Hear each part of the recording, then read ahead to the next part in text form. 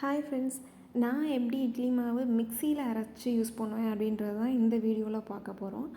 அதாவது 4 கிளாஸ் நான் வந்து டம்ளரில் தான் மெஷர் பண்ணுவேன் எப்போதுமே. ஸோ 4 கிளாஸ் ரைஸ் வந்து இட்லி ரைஸ் எடுத்துக்குவேன், 1 கிளாஸ் வந்து பச்சரிசி எடுத்துக்குவேன்.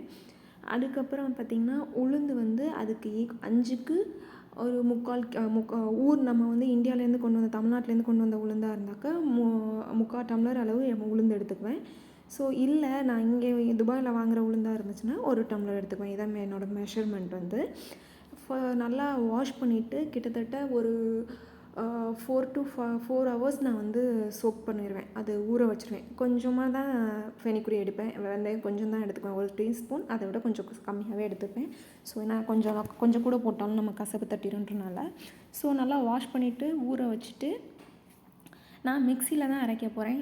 ஸோ மிக்சியில் அரைக்கிறதா எப்படின்னு உங்களுக்கு காட்ட போகிறேன். மிக்சியில் அரைச்சி எப்படி சாஃப்டாக புசுன்னு இட்லி வருது அப்படின்றது தான். ஸோ நல்லா வாஷ் பண்ணி ஊற வச்சுட்டு திரும்ப எடுத்து அந்த தண்ணியை வந்து நான் ஊற்றிட மாட்டேன்.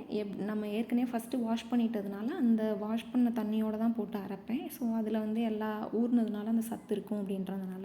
ஸோ ஃபஸ்ட்டு உளுந்து போட்டு நான் அரைச்சி எடுத்துக்கிறேன். பார்த்திங்கன்னா அந்த உளுந்தை மட்டும் தனியாக அரைச்சி எடுத்து நான் என்கிட்ட இருக்கிறதுலே கொஞ்சம் இட்லி பாத்திரம் தான் பெருசாக இருக்குது அப்படின்றதுனால ஸோ அந்த இட்லி பாத்திரத்தில் தான் நான் மாற்றி